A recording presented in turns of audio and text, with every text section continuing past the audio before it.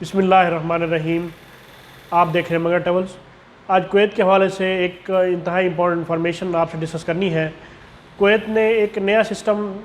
Launch کیا ہے جس کا نام انہوں نے مونا سسٹم رکھا ہے، MUNA مونا سسٹم۔ تو اس میں یہ ہے کہ ان لوگوں نے 15 ممالک کو ابھی فی الحال اس سسٹم کے تھرو کویت میں داخل ہونے کی اجازت دی ہے،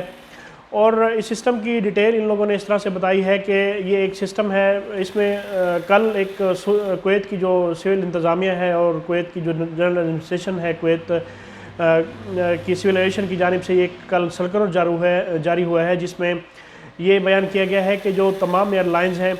ان کو یہ ایک سرکلر جاری کیا گیا ہے، اور انہیں کہا گیا ہے کہ جو لیبارٹیز ہیں ان کی جانچ پڑتال کے لیے یہ ایک مونا سسٹم ان لوگوں نے کویت نے لانچ کیا ہے، اور اس کی منظوری ابھی فی الحال ہونی ہے۔ یہ ایک سسٹم ہے، اس کی سجیشن فی الحال دی گئی ہے، اور یہ جو سسٹم ہے اس کو لیبارٹریوں کی جانچ پڑتال کے لیے اور چیک کرنے کے لیے اس سسٹم کو ایک پروگرام ہے، اس کے ساتھ لنک کیا گیا ہے،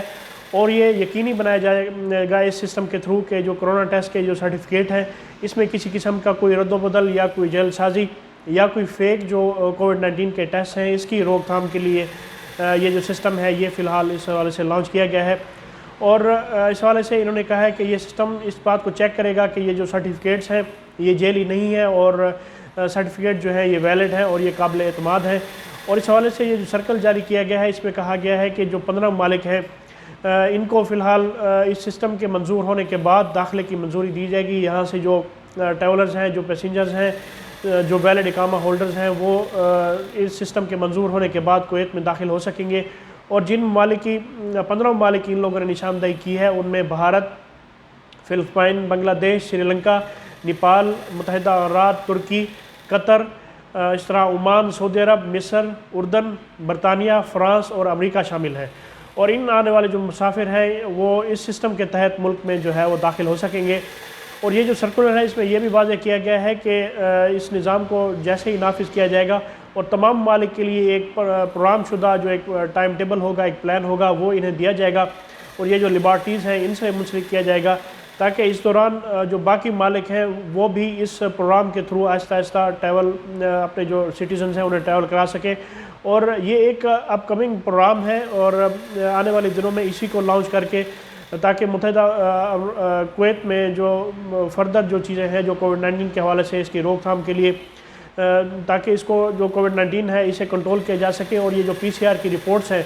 اس حوالے سے جو فیک رپورٹس بھی آ رہی تھیں ان کا بھی روک تھام کیا جا سکے، اور یہ ایک سیف طریقہ ہے، اس کے تھرو ہی ٹریول کیا جا سکے گا۔